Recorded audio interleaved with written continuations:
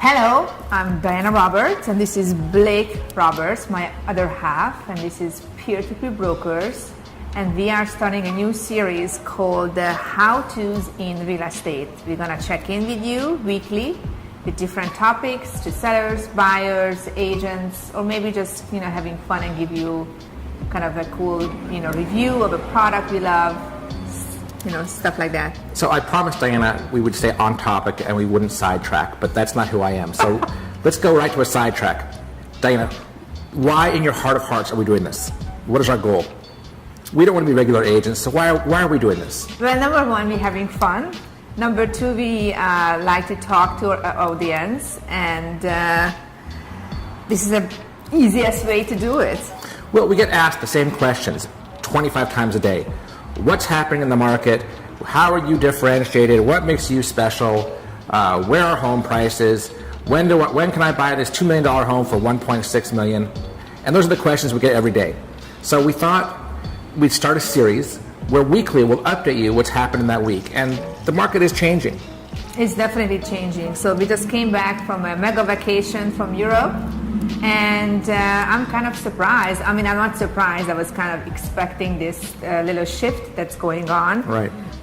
So we'll see where, it's going to take us. But definitely, well, number one, we're heading into a slow season anyway.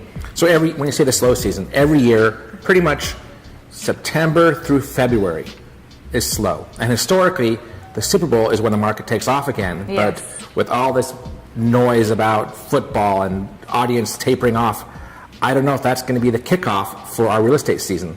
We'll have to see. Time will tell. And I think, this overheated, a little bit overpriced real estate market, I think it's time to kind of see a cool down, and prices are, looks like going to be flat or going down a little bit. But I think it's absolutely healthy, so don't get too stressed out, don't, be scared. But, nothing goes to the skies. Nothing is always just... We have this force on Earth called gravity. And what goes up... has to come down. It always comes down. Hopefully it's not going to be a big drop. Doesn't seem like it, like in 2008. But it definitely needs to adjust. So what do you see then? I know there's... A lot of agents, you'll ask them about the market and they go right to, well, let me put a CMA together for you, which is a comparative market analysis. And that is, it's fine. It's a tool we use, but it's one of 20 tools we can use. So we kind of think it's really important that we look at data, more than just what sold recently, but the big picture for a community, not just the house next door. Right. So, and trends. And well, most importantly, trends. What is the trend we're looking at? The trend what we're looking at is price decreases. So people are kind of, adjusting their prices downward rather than upward.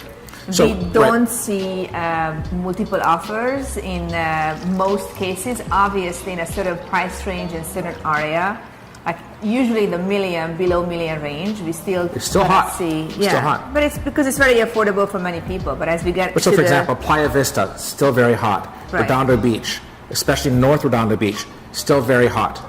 But we're still seeing, on average, across Los Angeles. So our data that we pulled looked at most of the high-end cities in Los Angeles, and pretty consistently, 33% of those listings dropped their price, had to come down in price to sell within the last 60 to 70 days.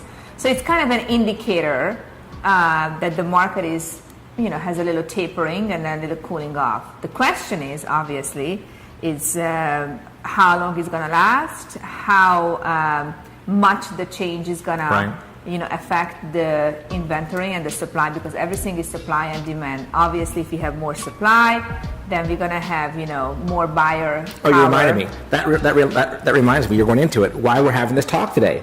The transition from being a seller's market to a buyer's market. And in all markets that are above $1 million, we're seeing that trend start. We're headed down to the point where there are fewer buyers, which means you're not competing as much, which means the seller's not getting as much, and that gives the buyer more power.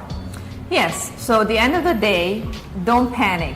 Just listen to a good professional who is going to price your house, and you need to watch the trend. You need to understand the comparables. Do you know any good agents who are available to help out people?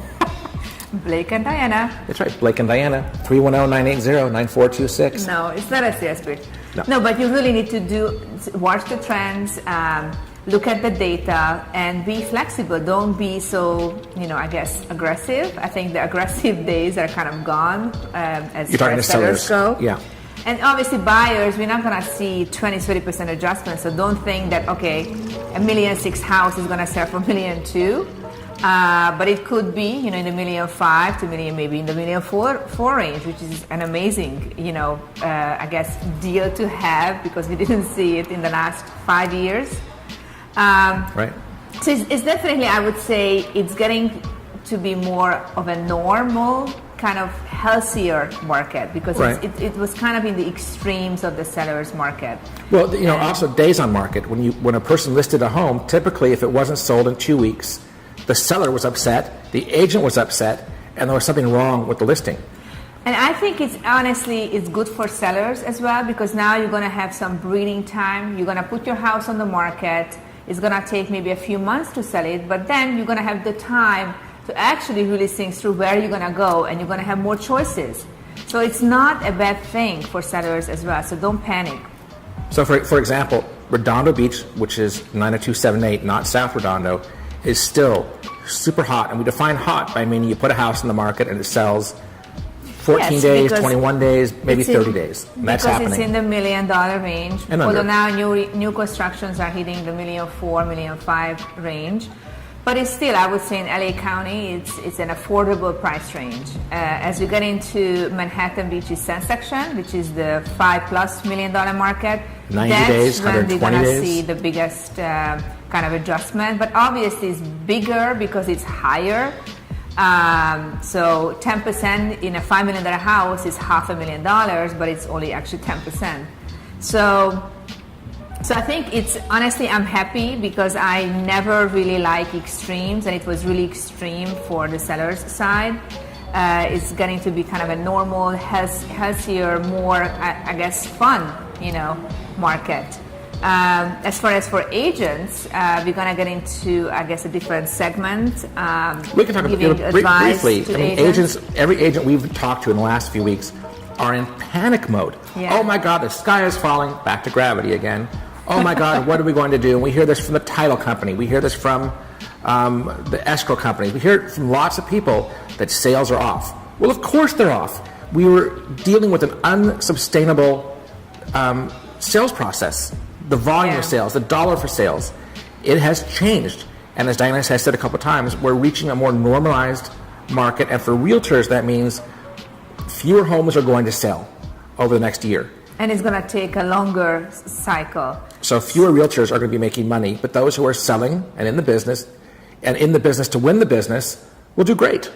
And I think this is the time that you really need to amp up your marketing.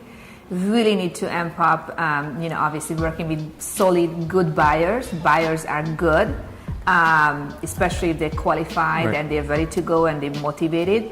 You're gonna, work and make sure that you're gonna select the sellers who are realistic, who are truly motivated, and not just, well, if I get this number, I'm gonna sell. Well, that's a great point. So that's for agents, and this also is indirectly talking to the buyers who might be listening.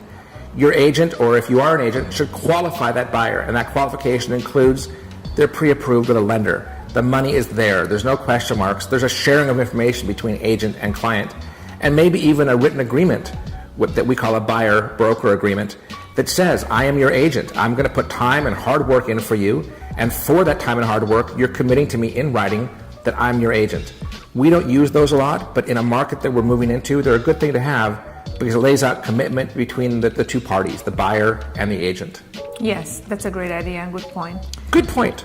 Okay, so anyway, so this is just a little bit of I would say, a quick recap of what's going on. And this is September, so many more months ahead of us, and 4 more months towards the end of the year. And obviously, there is going to be an election, midterm election in November. I expect the stock market is going to adjust as well a little bit. So we'll see, but don't panic. Anything? I think the most important thing that we can say, and the takeaway from this conversation, is life goes on. there are adjustments in life, hardship in life, great things that happen. There's things that make you cry and things that make you laugh. But the reality is you do survive. And hopefully whatever's happening to you, you find a way to make things less stressful for yourself, and you find a way to always find the goodness and the happiness in what you're doing. I know that's almost impossible to do because life is crazy. Life is stressful. Yes, but you definitely need to be, in this business, you need to be motivated. You need to be positive. Sometimes in the back of your mind it says, oh, no, you're not good enough. It's not going to happen. No, you need to get over that, and you need to really be positive, and things will work out. So, I mean, that's a great point. I think most of us have that inner voice that's always kind of talking us down, saying, you shouldn't do it. It's not good for you. You're not going to get it. You won't get it. It can't happen. That house can never be yours. So hush with those thoughts. Be positive. Do some yoga. I love yoga. I know you can't tell by looking at me. It's the best. Yes. Yeah. See you next week. And if you have ideas or topics you'd like to discuss with us, please let us know. Exactly. And follow us on Instagram and Facebook. Have a lovely day. Bye-bye.